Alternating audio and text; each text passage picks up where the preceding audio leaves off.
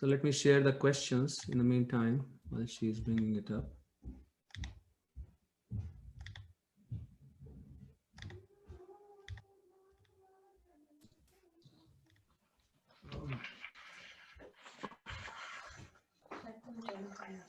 Why? I don't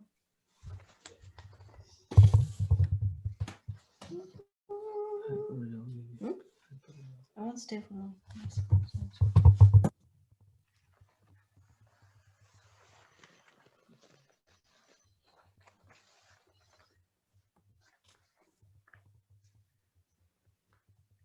Hare Krishna.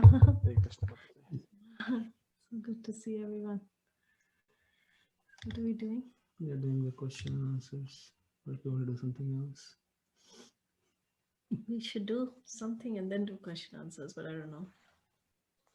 Which chapter are we on? First chapter. And which verse or which question number are we on? 27 through 46. So why don't we read a purport by Prabhupada? Yeah. That would be nice. And then discuss that and then move to question answer. Which 27?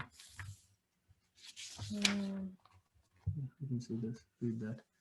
So we'll read the purport to text 28. Or yeah, and then we can also read that purport also. there are a couple of other good purports. Yeah.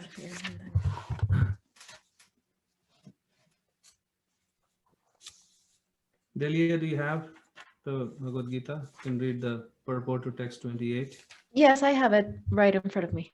Okay. If you could please read 28 purport and the translation as well as purport. Okay, shall we put it up on the screen or? Yeah, I think that's a good idea. So let me put it up on the screen. Good to see you, Mataji. Good to see you too.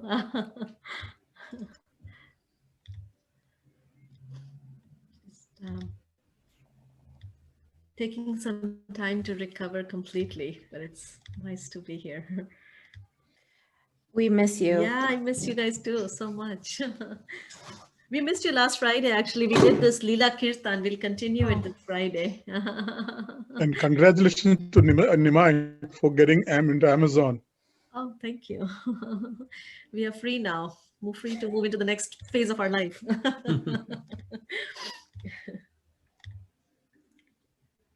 Okay. So why don't you read the translation to 27 and then as well as 28. Okay, translation to 27. Just hold on one second. Let's see. We didn't read. Let's read translation from.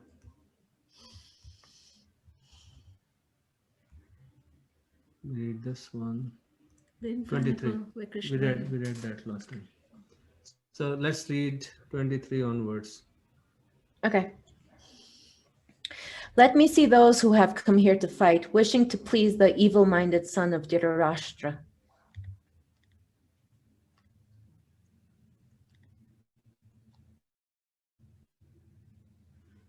You don't have to read. Yeah, you don't have to read, just read the 24th.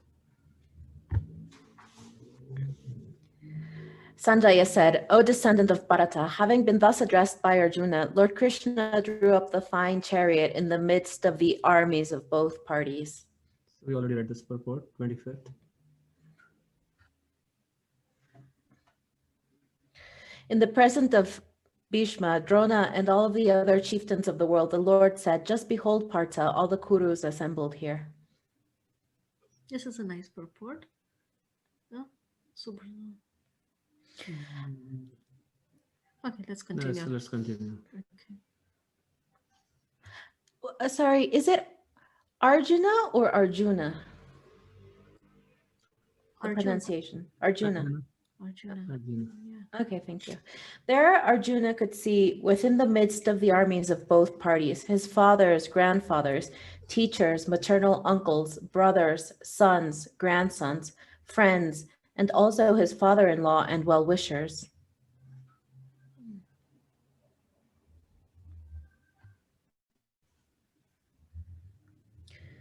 When the son of Kunti, Arjuna, saw all these different grades of friends and relatives, he became overwhelmed with compassion and spoke thus.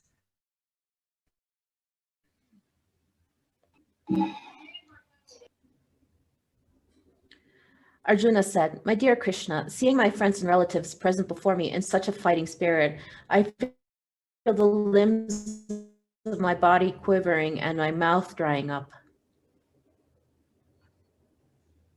Purport. Purport? Yeah. Any man who has genuine devotion to the Lord has all the good qualities which are found in godly persons or in the demigods, whereas the non-devotee, however advanced he may be in material qualifications by education and culture, lacks in godly qualities. As such, Arjuna, just after seeing his kinsmen, friends, and relatives on the battlefield, was at once overwhelmed by compassion for them who had so decided to fight amongst themselves. As far as his soldiers were concerned, he was sympathetic from the beginning, but he felt compassion even for the soldiers of the opposite party, foreseeing their imminent death. And while he was so thinking, the limbs of his body began to quiver and his mouth became dry. He was more or less astonished to see their fighting spirit. He was more or less astonished to see their fighting spirit. Practically the whole community, all blood relatives of Arjuna, had come to fight with him. This overwhelmed a kind devotee like Arjuna. Although it is not mentioned here, still one can easily imagine that not only were Arjuna's bodily limbs quivering and his mouth drying up, but he was also crying out of compassion. Such symptoms in Arjuna were not due to weakness, but to his soft-heartedness, a characteristic of a pure devotee of the Lord. It is said, therefore, Yashasti bhakti bhagavati yakinchana sarve gunestatra samasate sura harava bhaktasya kuto mahadguna manorathena sati bhavato vahi. one who has unflinching devotion for the personality of Godhead has all the qualities of the demigods, but one who is not a devotee of the Lord has only material qualifications that are of little value. This is because he is hovering on the mental plane and is certain to be attracted by the glaring material energy. More and then come back. Yeah. Is there any other verse that we can read? Just read the translation and we'll go to another verse after that. My whole body is trembling. My hair is standing on end. My bow, Gandiva, is slipping from my hand and my skin is burning. I am now unable to stand here any longer. I am forgetting myself and my mind is reeling. I see only causes of misfortune, O Krishna, killer of the Kesi demon. Go ahead and read the purport also. Due to his impatience, Arjuna was unable to stay on the battlefield, and he was forgetting himself on account of his weakness of his mind. Excessive attachment for material things puts a man in such a bewildering condition of existence. Bhayan dvitiya bhiniveshata shat. Such fearlessness and loss of mental equilibrium take place in persons who are too affected by material conditions.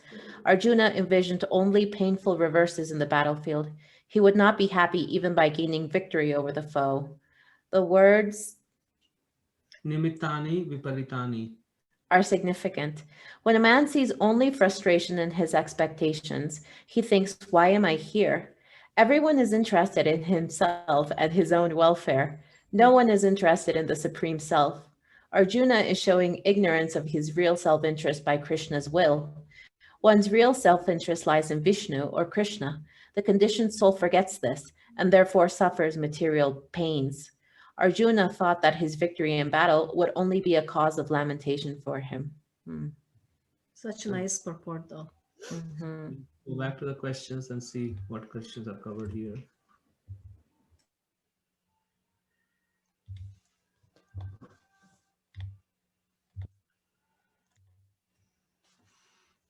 Okay, so let's reflect on the purport and then try to answer these questions. I think let's first reflect on the purport. Then so anything that you heard in those purports that you want to share, that stood out for you.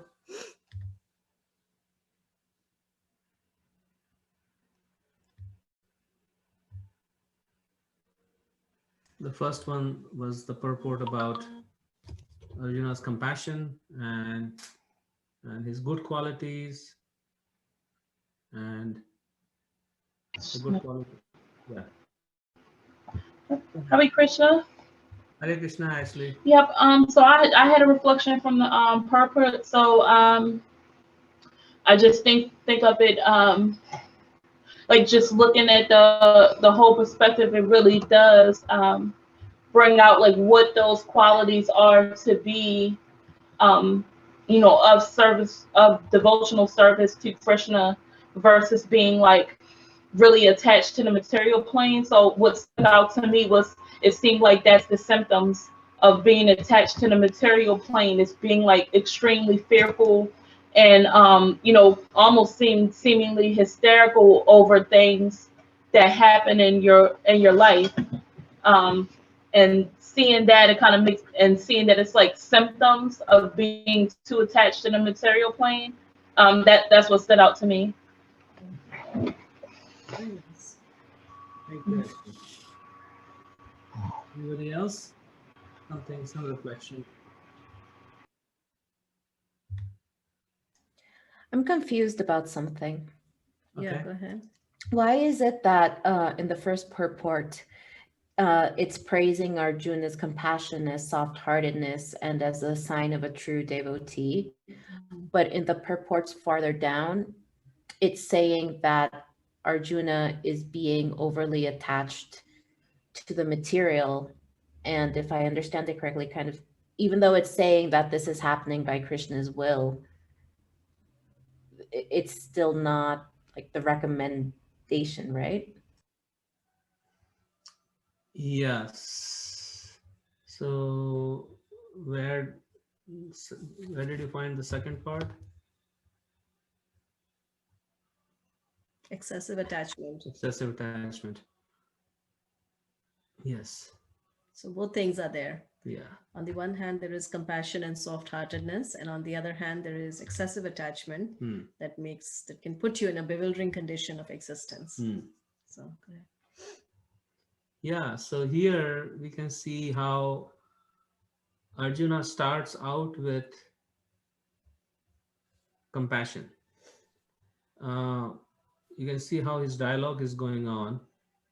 First of all, he wants to go and see everybody who's come there to fight with him, right? So when the son of Kunti, Arjuna, saw all these different grades of friends and relatives, he became overwhelmed with compassion and thus spoke. And the word that is used in the Sanskrit, it says, Tan samikshya sakonteya sarvan bandhun avastitan kripaya paraya vishto visiddan idam abravit. So the word used is this kripaya, which means compassion. So Arjuna's first response or reaction when he saw his friends and relatives and all the armies together was compassion. And that was his first response. And that's what Prabhupada is saying, that is a quality of a devotee, that when he sees that so many people are suffering of anybody, or when he foresees the suffering of somebody, then his heart melts in compassion. And that's what Arjuna is seeing. But Arjuna is going through another parallel emotion, which is he's also very attached to his grandfather and other dear relatives. So that takes over. After he expresses his compassion, then the other feeling takes over. And that's what Prabhupada is kind of pointing out, that excessive attachment. If he stayed the platform of compassion, his duty of fighting, and that's what is being pointed out here in the next verse. It's kind of interesting, right? That the same emotion, if it supports our service to Krishna, then it is spiritual. That same emotion, if it becomes self-serving, then it becomes material. So there's another pastime in the Srimad Bhagavatam, which I was thinking of when you were talking, which is of Bharat Maharaj. And, in the beginning, Bharat Maharaj, he was such an exalted soul. He had this big kingdom, beautiful wife. He gave up everything and went off to the forest to dedicate his life to Krishna.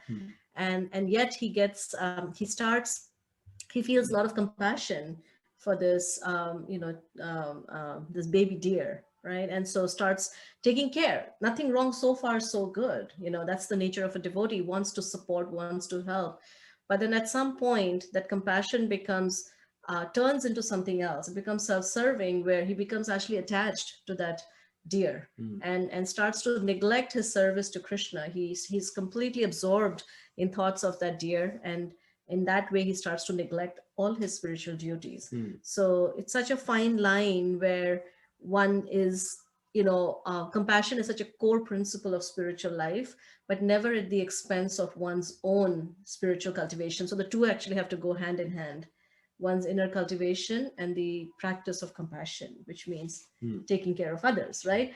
And also, I guess Arjuna, in that, because of that attachment, he basically initially disregards Krishna's desire, and that compassion, whatever he was feeling, was actually our. I guess whenever we are feeling compassionate, we should always remember that our compassion is always insignificant compared to Krishna's compassion. Because Arjuna started thinking Krishna is not compassionate. He's kind of instigating this. I mean, he's kind of pushing for the sword, and therefore he challenges Krishna in many places in the second chapter, indirectly. So he's kind of not really understanding Krishna's heart and mind, that he's much more compassionate. And this war is actually Krishna's compassion in one way. So could it be said that his compassion was misdirected towards the material instead of towards Krishna's desire? Yes. Eventually. In the beginning, it was well placed, and then eventually it became self-directed rather than, Krishna directed. And Prabhupada talks about that material compassion and spiritual compassion. And that is the distinction between material compassion and spiritual compassion, is that when our compassion is in alignment with Krishna's compassion, then it is spiritual. Otherwise, it can just become a way for us to either fulfill our own desire, right, or find some gratification, or just material, feelings of and one of the qualities of such material compassion is that it's going to misalign us in our service to Krishna inevitably. And the material compassion is usually not directed properly. It's not executed properly, and it doesn't really bring about an ultimate benefit, because Krishna is not in the center. Krishna says that in the 17th chapter, that whatever activities of compassion, charity, or whatever we do, if it's not done with me in the center, then it doesn't really have a lasting impact. As an example, I was just thinking that's like, say, a doctor, right? You go to a doctor for some, some procedure. So the doctor is going to be very kind, and then he's going to do what he needs to do so that he can do the procedure on you. But a material compassion would be, he just looks at you and go, no, I cannot put this injection on you, or I cannot do the surgery because this is going to be too painful for you. So then that compassion is totally ill-placed. So in Arjuna's case also, he has a soft heart, which is wonderful, but then he finds that he starts thinking, like you pointed out, that he is actually the more compassionate, and he's the well-wisher, and the he'll bring freedom or whatever, the peace to the whole world, and we start thinking ourselves bigger than who we are actually in material compassion. But that is for Krishna's Yogamaya to make Rajana think like that, right? For giving us the real fallen souls as an example. Yes. Anybody else? I just had one other question. What is the Kesi demon? Kesi demon. He was just a very ferocious demon who was sent to kill Krishna just before he was, when he was in Vrindavan and Krishna killed him. He was like a horse. He took the shape of a horse to come and kill Krishna, but Krishna killed him. So that's one of the names Krishna is called, Keshava, that he's the killer of Kesha demon. Oh, okay. Thank you. You should read the Krishna book. And anybody else? I think it will be nice if everybody can make some reflection. It could be a small one, but that way, when we reflect, what we reflect actually goes deeper into our own heart. So Keshi demon actually represents the wild horse of doubts.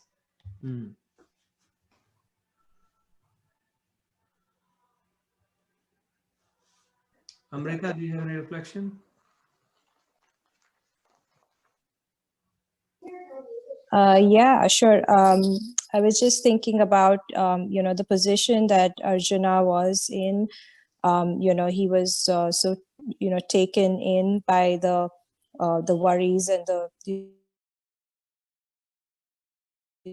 going to happen, that basically took him away from, Krishna, and, he was just consumed by that,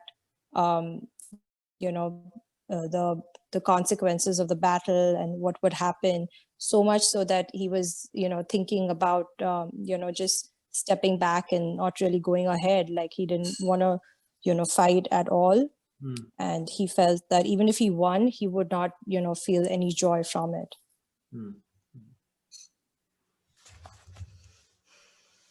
Thank you. Anshul and Anchita.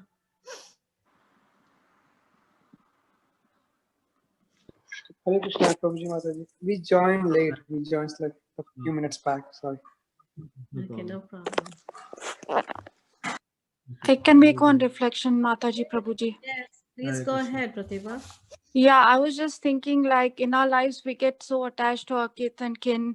And, the number one place in our life should be for Krishna. Like, the more attachment we have for kith and kin, Krishna, falls in the back seat. Like, so you always have to keep him number one in your life, is what is my reflection. Very nice. Very nice. And it's true, because he's our real kith and kin, right? Because all these other relationships, they're part of him, actually, first of all, and the second is they're temporary, right? So when we love Krishna, then we can truly love everyone who's connected to him. Yeah, because otherwise our connection and love for our kith and kin is superficial. It will always stay superficial. But if it's coming through Krishna, then it will become really meaningful for everybody. I remember when we started the Gita class and saw this, we made the observation that Krishna, who was driving the chariot, on purpose put it right in front of like the family members in the most difficult position for Arjuna. Yeah, just 2 days ago, actually, remember, I was just reflecting on this, that, sometimes we just like, okay, yeah, Arjuna had to fight, but then like when you really think about it, like who did he, like if you put yourself in that position, it's actually it's very, very intense. Yeah, it's terrifying. Like, you have your teacher and you have grandfather who's raised you, and you have to fight with them. And so, yeah, how does that happen? It happens when your attachment to Krishna and your desire to execute Krishna's will, is so deep, right? Yeah, for Arjuna, he put him in front of his loving grandfather, and even more difficult for Bhishma, who was the loving grandfather, to shoot arrows at his the most beloved grandson. There could not have been more terrifying situation than that. And sometimes you wonder why Krishna does all these things. Yeah, and it's, and of course we know that, it requires a very special kind of devotee on both sides. But in our life, we probably will not be placed in such difficult situations, but our life situations may be simpler, that we may have to, get our attention off something else and place it on Krishna, right? In spite of so many other people and objects and desires pulling our attention in so many other places, we may be just called to, redirect our. Yeah, and I guess the application for us is to examine our own mind and see where our attachments are in this world. What is most dear to me, and slowly try to move that towards Krishna, because everything else will be taken away. I think for all of us, our biggest attachment is our family. And I think Arjuna was in the similar situation where he had to, fight his family. So I can totally relate to that. Yes. But I think, yeah, go ahead. I think the point isn't just that Arjuna struggled, because sometimes I feel like from where we stand very detached from this, it's easy to judge him, maybe like, oh, I would know better. Like, of course we wouldn't, but one thinks that way. But the point isn't that he struggled with it. The point is that he overcame it by the end of the Gita. Absolutely. I was listening to such a wonderful discussion the other day, about when Arjuna, he has his son Abhimanyu, who actually gets killed in the battle. Very, very, in a very treacherous way, in a very tragic way, where 7 warriors surround him single-handedly and they kill him because he was just so powerful. Anyway, it's a long story of how he enters. There is this chakra vyuha, which is like a formation that only he knew how to get in, and that day, like, he had to get in because there was no one else to do it. So he got it, but he didn't know how to come out of it. So anyways, they capture him and they kill him. And so when Arjuna comes back that evening, back to the tent, then he sees that everybody's faces, they're crestfallen, and they're just looking very, like, they cannot meet Arjuna in his eye, and Abhimanyu's seat is empty. So then Arjuna looks around very fearfully, and he's trying to ask, what's going on? Why is everyone looking so, despondent? And so then finally Yudhishthira tells him that, we couldn't save Abhimanyu, he died today. And Arjuna, this is after he has already heard the entire Bhagavad Gita, right? So at that point, he completely loses it. He just, like, he gets really, really, like, overcome with just lamentation and just sorrow and grief, and he cries, and he's also very upset. And at that time, Krishna is standing right there with him. And it is described that Krishna actually embraces Arjuna at the time and just lets him cry on, sobbing and just. So just to, make this point that, Krishna acknowledged, that it is a difficult, even though, he has heard the entire Bhagavad Gita. So one time Prabhupada was actually asked this question, that if Arjuna had understood the Bhagavad Gita, then why did he lament when Abhimanyu died? And Prabhupada's response was that that's natural. But then at the same time, he did not quit his service to Krishna, even after that. So he continued his service. So that is the main thing, not that he felt those emotions.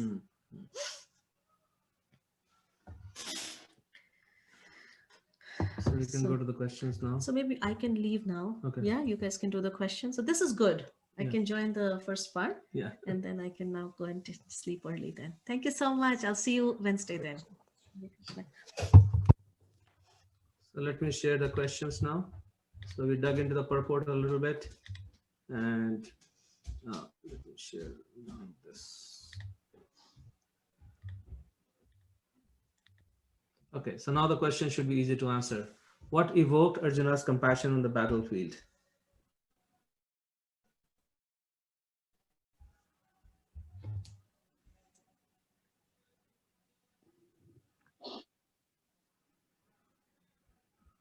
Hare Krishna was what evoked his compassion on the battlefield was seeing his friends and family members on the other side. Yes, I think that really did the trick. I guess 132, we didn't really read that. You can go ahead and read that. And did everybody understand this point that Prabhupada is making in this purport to text 28, that this is kind of a very dramatic statement he makes, that one who has unflinching devotion for the personality of Godhead has all the good qualities of the demigods. But one who is not a devotee of the Lord has only material qualifications that are of little value.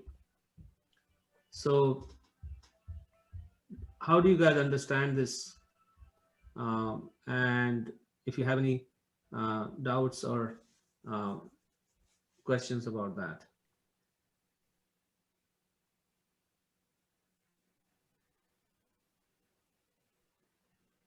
Prabhupada is basically saying a devotee has the good qualities, but who's not a devotee of the Lord, the good qualities are of little value.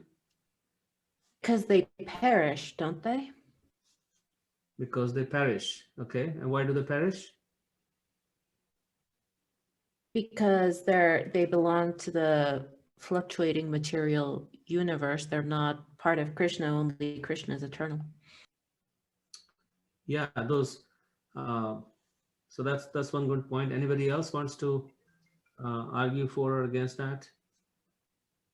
That only devotees. It doesn't mean that Krishna. I mean, devotees from any tradition. It doesn't have to be from this particular tradition. But anybody who's trying to who's a devotee of God has good qualities, and a person who's not a devotee of the Lord has only material qualifications. I mean, if the good qualities are not directed towards servicing the Lord or providing services to the Lord, then it is of no use.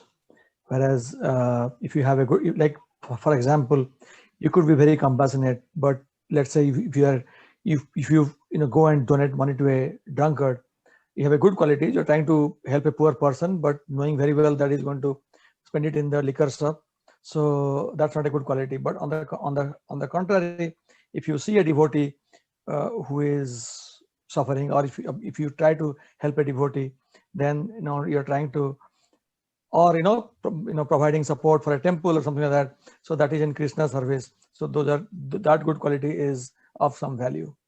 But what about if I want to argue against that and say there are so many good people in this world, they may not be lovers of God or devotees of God, or maybe they may be even atheists or people with different inclinations. So many good people in the world, and they're donating millions and billions of dollars for the welfare of humanity, for the welfare of the world. So does that not have any value? So, Prabhuji, this is Anshu. Sorry. Yes. I'll try. Okay, go ahead. So what we understood from when we discussed the end part of the Bhagavad Gita is the qualities were also provided by Krishna, and there were tools to basically go back to Godhead, right? I mean, there were tools so that we can leverage them, we can use those good qualities in a way so that we can basically go back to Krishna. So we have the right tools. If you're not using those right tools for the right motive, they are used. Then they're wrong. And if you're not using them, then basically you are doing them for materialistic purposes, or you're building your karma. So you always be in that cycle of karma and birth and death. So you will never come out of it if you won't use those good qualities for their real purpose, why you actually got them. Wonderful. Yeah, that's very nice. And anybody else wants to take a last stab? Yeah, I would like to go. This is Amrita. Go ahead. The way I see it is that, a person who's not a devotee, maybe doing, good or whatever they do is done on the material plane. So they are, they do fall into the karmic cycle, and then they are attracted by the material energy. So they have to come back to this, world again and again. Very nice. All of you guys are getting a good understanding of the Bhagavad Gita. Also, the people who are doing good in the material plane, it's still not, it's contaminated by passion and sometimes ignorance. So those modes are all mixed in, they're not pure. So that impurity would cause it to be not as good as the, being on the, goodness of, being in Krishna, doing Krishna service for Krishna. Yes, that's a very good point. Yes. I have a thought, Prabhuji. I have a thought. It says that seek him and everything will be added onto you. So when you start seeking him, any good qualities that you have also, you don't take pride in those qualities. You think it is because of Krishna that I'm able to reflect these qualities. Say you're charitable, you're generous. You don't have the ego or sense of giving that I'm giving, it's offered with the attitude of surrender, like, who am I to consider myself a giver when he is the greatest giver of all? So that kind of humility comes in when you seek him and you're a devotee and you offer all your actions to him. Like, wonderful. All of your answers are excellent and right to the point, and you just combine them all together. And the word of caution here is that from our side, we should not judge. Like a devotee can come in so many different forms and variations, right? Not just anybody who's chanting Hare Krishna as a devotee, but there are devotees in Christian tradition, the great devotees in Islamic tradition, they're great devotees in all the traditions of the world. And even if they may not be following any particular tradition, But you may find a devotee in a person. A devotee is somebody who acknowledges the Lord and who is trying to serve the Lord in some way, or they dedicate even one particular act in their heart and mind to the Lord. So we cannot really judge who is a devotee and who is not a devotee, because then that will be not good for us when we go into that judging mindset. Oh, this guy is not a devotee and therefore he doesn't have any good qualities. This verse is not meant to create that kind of a thinking in our mind, but rather a devotee of the Lord sees everybody as being connected to the Lord. Whenever we see any good quality in anybody, we should appreciate that. Even though the person may not be directly practicing in our eyes some kind of spiritual path, but if somebody is helping somebody in some way, we should appreciate that, because that is the nature of a devotee, to appreciate any good qualities in anybody, even a tiny bit. So that attitude is very necessary, because otherwise we can get into this judgmental mindset, that you don't have any, that this person he's not a devotee, therefore he doesn't have any good qualities. That will be very detrimental to our own devotional service. But at the same time, when we look at that, we realize that we can try and help that person in some way, that they can see that how they can take their compassion to the next level by directing it for Krishna's pleasure, and that can be done in a subtle way rather than in a like in the face kind of a way. So I hope that makes sense to you guys.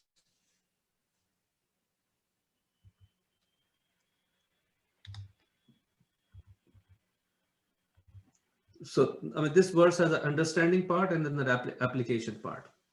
It's more for us to apply for our own day-to-day life, that when we are doing something, we try to connect it to Krishna, and then that thing becomes actually of any value. If it's not connected to Krishna, then it has of little. There is some value, because Krishna himself appreciates people who are engaged in the welfare of other living beings. Krishna says in the 5th chapter, Te mameva prapnuvanti sarvabhuta hiterata, that ultimately such people who are engaged in the welfare of other people, they will finally attain me. It may take some lifetimes. But a person who is sacrificing their own wealth or resources or time or energy for the welfare of others, it is very difficult to sacrifice anything for the benefit of others. So there is value, and therefore Prabhupada says of little value. It's not that he's saying no value. There is little value there, because that will purify them and then they will make progress from there. So we just want to fan the spark when we see anybody doing anything good for others. But at the same time, we understand that it is limited and it can be expanded further. So, Prabhuji, can I check one thing with you about understanding? I know that you asked the question that, you know, if so many people are doing so many charitable work, why it is inferior. I guess, you know, one very crude, I should say crude example that comes to my mind is, suppose you are feeding some hungry people, right? So it's a good thing to feed hungry people, but I think much more important than that is to make them realize that it is just to, you know, pacify their hunger, not to engage them in sense enjoyment. Like, say, for example, you go and serve biryani to hungry people, you're not doing any good to them. You are only making the temptation for food much more stronger. On the contrary, if you go and feed them with prasad, it's like, you know, you are really doing the good job of, you know, aligning them to a path where they have to realize that they have to basically control their sense enjoyment, not indulge in their senses, you know, of what is being provided to them. Yes, that's a good point, that in whatever way we want to help people, we can always do it in such a way that the recipient gets a spiritual benefit. And it doesn't have to be right in the face. Sometimes we just have to take care of people. Say somebody is sick, you can't go and tell them, well, first you have to chant Hare Krishna, or you have to do this for Krishna, and then I will help you. Sometimes we just have to help people so that they develop appreciation for Krishna in an indirect way sometimes. So I guess the main thing is in our heart, what is in our heart. And even when we are helping people, it has to be done in a refined way, not in the face that I will only help you if you become a devotee of the Lord, because that kind of condition, it doesn't attract people. It doesn't attract people. So being compassionate itself is a virtue, and then when we connect our compassion to Krishna, then it becomes very, very powerful, and people will see that and appreciate that.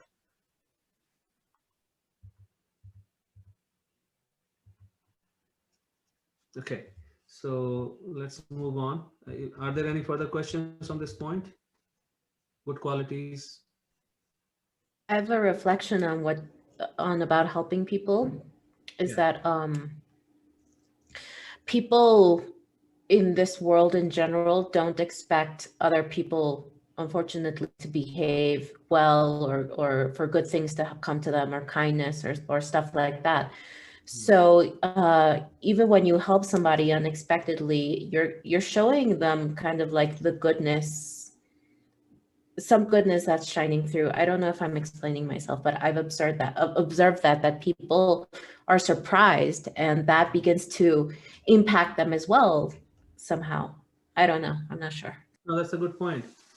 And that's a very good point. And then therefore, this is the nature quality, one of the qualities of the devotee is that he's kind to everybody. He's helping to everybody. So our mentality should not be that, okay, I will only help somebody who's a devotee and I will not help somebody who's not a devotee. And if I help somebody who's not a devotee, then my objective or within my heart, if I'm desiring that I want to kind of change this person to become a devotee, then also that is not completely selfless. So we should try to help them in such a way that whatever they need, we can take care of it. But in our heart, we do it in a way that is a Krishna conscious way. And whether they take to it or not, that is up to them. It should not come out as in our own heart that a precondition to help them in that way. Because people will sense that, and then they do not appreciate that.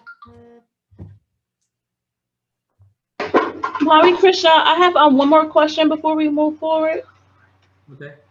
Okay, so how can we be the best devotee possible when we have when we're not able to give, or when we're not able to fulfill someone's needs? So like if we're in poverty, if we don't have the means to service someone who may be in need, how can we still be of devotional service?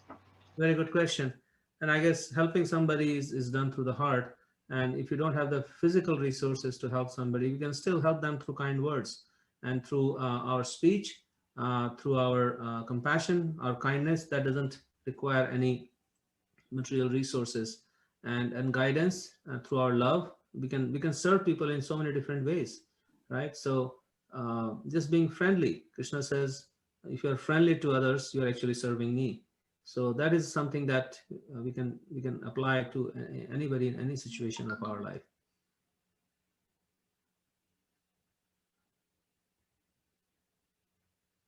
Does that help, Ashley?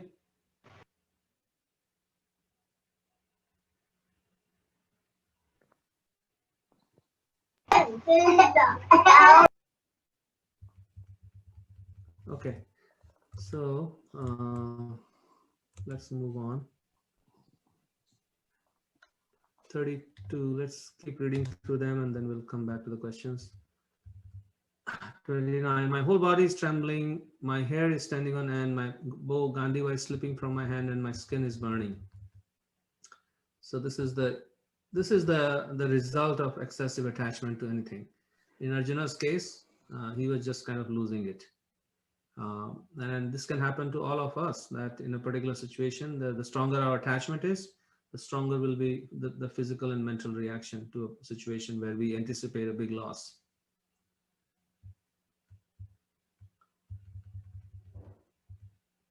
I am now unable to stand here any longer. I'm forgetting myself and my mind is reeling. I see only causes of misfortune, O Krishna, killer of the Kesi demon. Nimittani cha pashyami viparitani Keshava.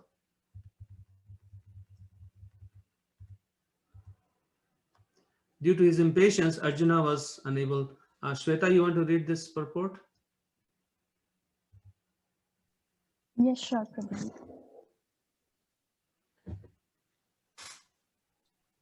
Due to his impatience, Arjuna was unable to stay on the battlefield, and he was forgetting himself on account of this weakness of his mind. Excessive attachment for material things puts a man in such a bewildering condition of existence. Bhayam Vitiya Niveshata Syat. Such fearfulness and loss of mental equilibrium take place in persons who are too affected by material conditions. Arjuna envisioned only painful reverses in the battlefield. He would not be happy even by gaining victory over the foe. The words nimittani viparitani are significant. When a man sees only frustration in his expectations, he thinks, why am I here? Everyone is interested in himself and his own welfare. No one is interested in the Supreme Self. Arjuna is showing ignorance of his real self-interest by Krishna's will. One's real self-interest lies in Vishnu or Krishna. The conditioned soul forgets this and therefore suffers material pain. Arjuna thought that his victory in the battle would only be a cause of lamentation for him.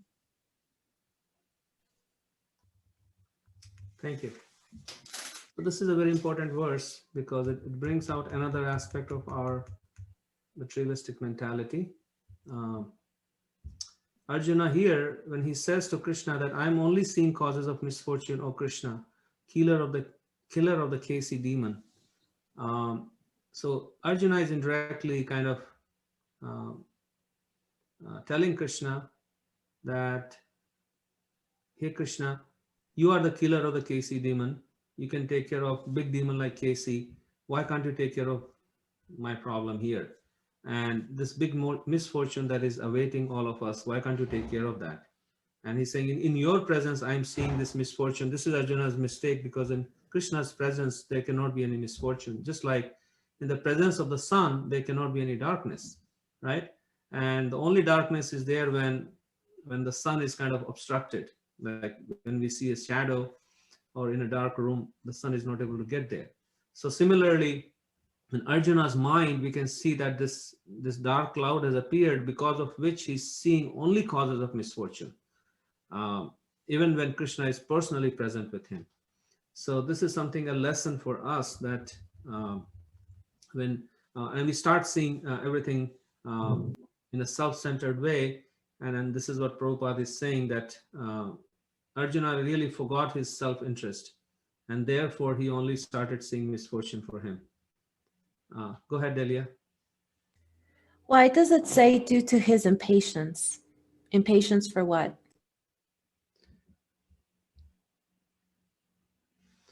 Due to his impatience, I am now unable to stand here any longer.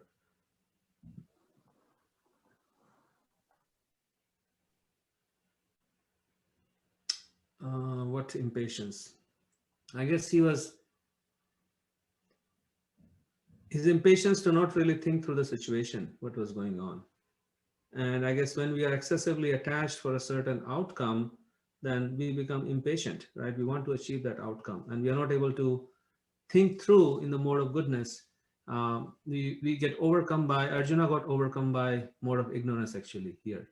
And because of which he became extremely fearful. And the mode of ignorance is basically, there is no patience, there is no ability to think through a situation, think thoroughly, think with a sane mind, and that's the impatience. He just wanted this situation to end, and for him, he just wanted to run away from there actually, and that's where his impatience was coming from. He wanted to just run away from there. He could not handle the situation.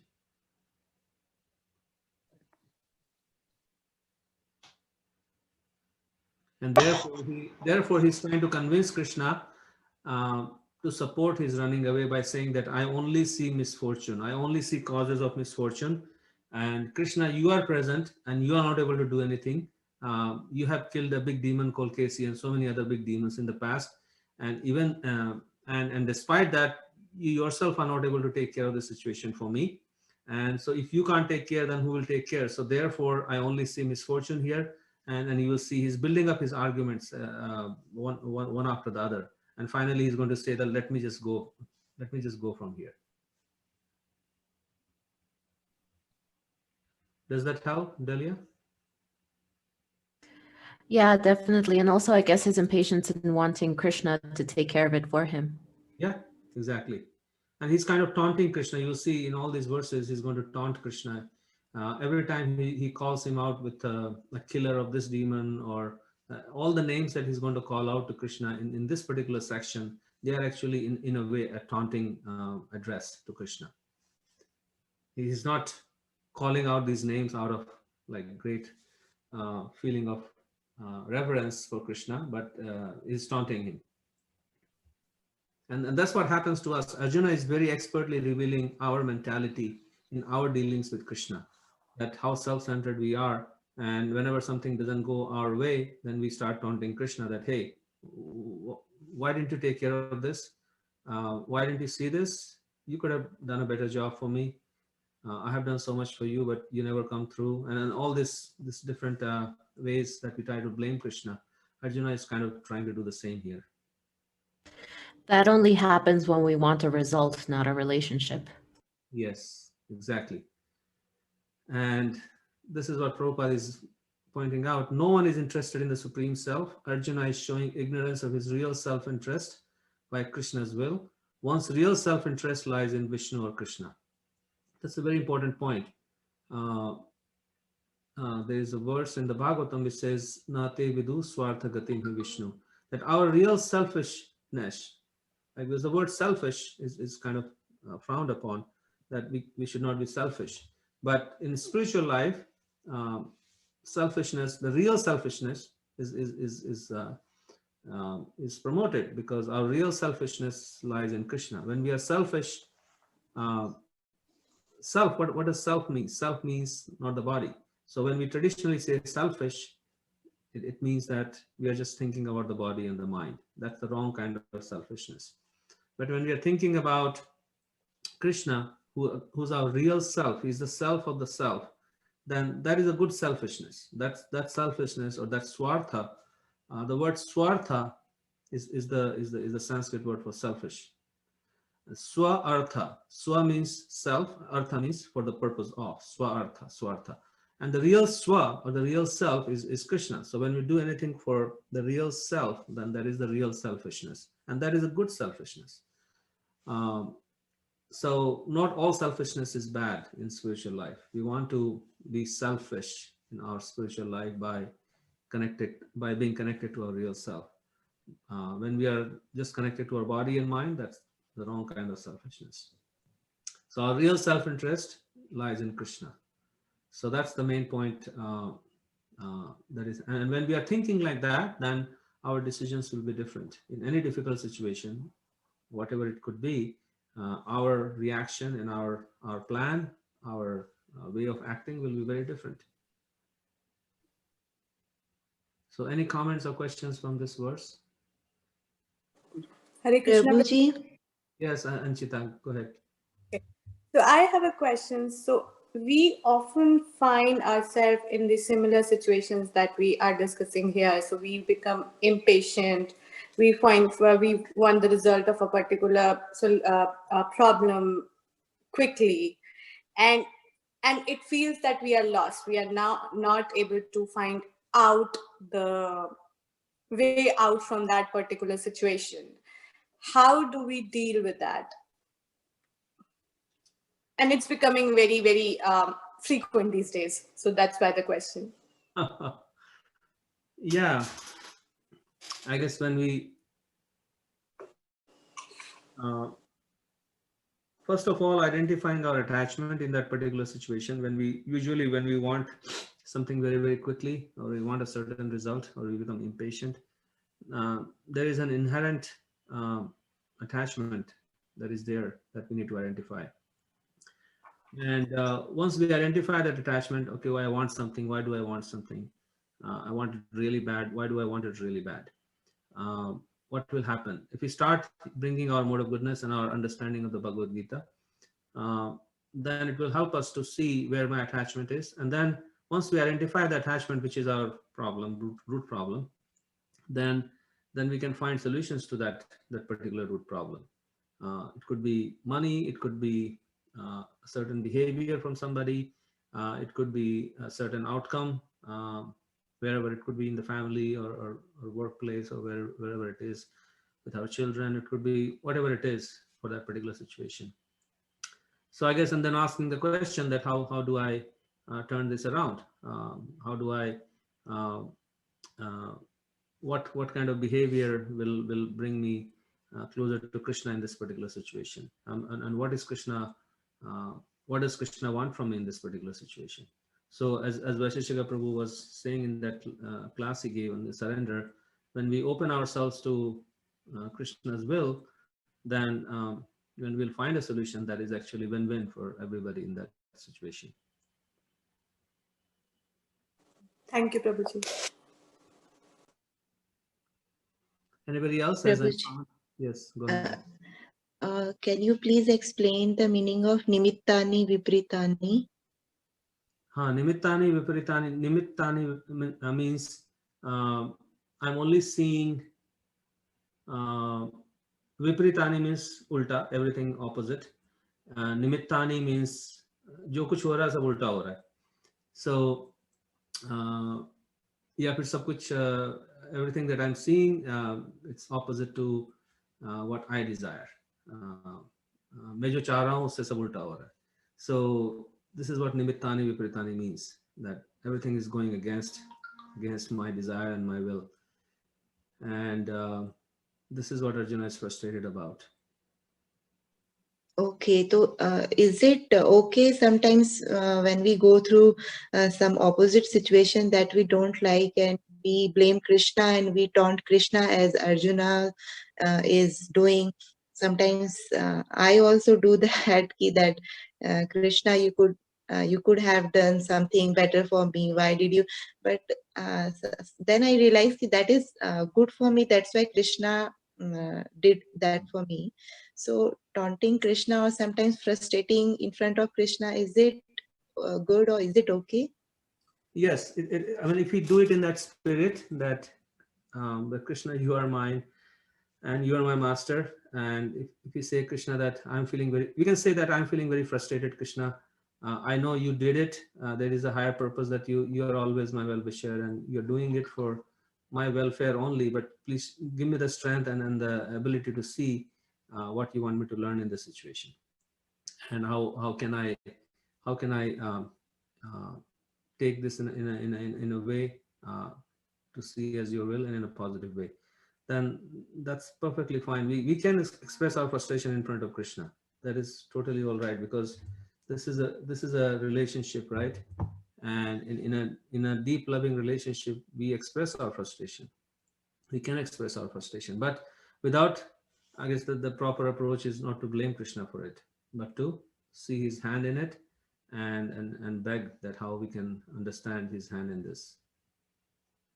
I also find it really comforting to know that Arjuna is really getting up in Krishna's face about all this stuff. And Krishna doesn't just go, hey, you're being rude and disrespectful, and push him aside. Like, the relationship doesn't end there. He is forgiving and accepting and understanding. The Krishna is of us when we behave like angry little children, basically. Yeah. Yes. I mean, Krishna knows that we are going through difficult. The material life is not easy, right? Krishna knows that, and we'll be frustrated. We'll call out names. We'll call him names. I mean, Arjuna is just using good names like Keshava and all these are wonderful names of Krishna. But sometimes people really call out bad names to God, and that happens. This material world is a tough place. As long as we have that understanding that there is something good in it for me and Krishna is doing it so that I can learn something from this situation. What am I supposed to learn? Or Krishna, please give me the strength. Even if I can't understand what's going on, please give me the strength to see that that you are there for me and you'll take care of me, or you'll carry me, as Krishna says. So Krishna is kind, and he'll reveal to us what we need to learn from that situation, or how we can become stronger and come out stronger from that situation. Prabhuji, sorry, I know I'm talking a lot. Is this also why one of Krishna's names is Achyuta, infallible, because he's infallible for his love for us? He won't ever give up on us, even if we're being ignorant, terrible, whatever? Yes. If Krishna decided to give up on us, then we'll be trying to run, we will try to live in this world without knowing how to live here. He never gives up on us, and that's why he's always present as a super soul, individual. There's not, I was just talking to Vidarbha the other day that Krishna could have expanded as a super soul, just like one super soul for everybody. He doesn't do that. He wants to have a personal relationship for us. So he expands as individual super soul for each one of us, even for a blade of grass, even for a bacteria. There's an individual super soul for every living entity, because Krishna wants to be personally working with us, each one of us. So he never gives up on us. He cannot give up on us. Even if he desired, he cannot give up on us, and that's who he is. Because if he gave up on us, then there is no other place for us to go. Yeah, Hare Krishna. I had I have a question and a reflection.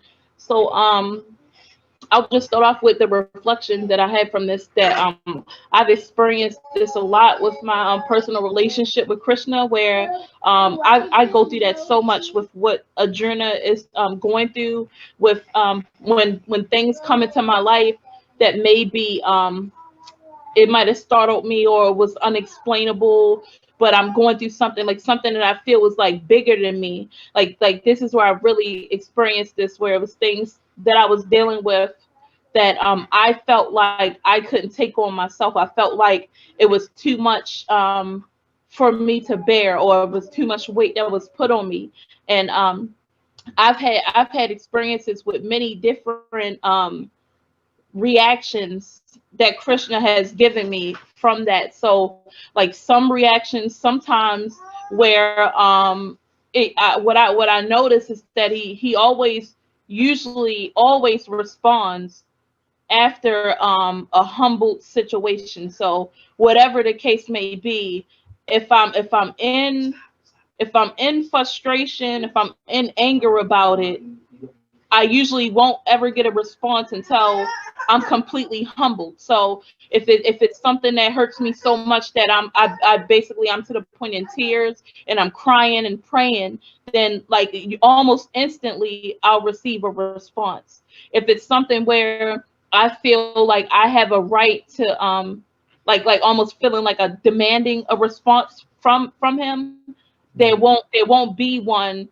But what it will be is a self-realization of what it is I'm going through, and that's the way he'll respond. He'll respond in a self-realization, like clues of self-realization. If I'm like in my own ego about something and not seeing it.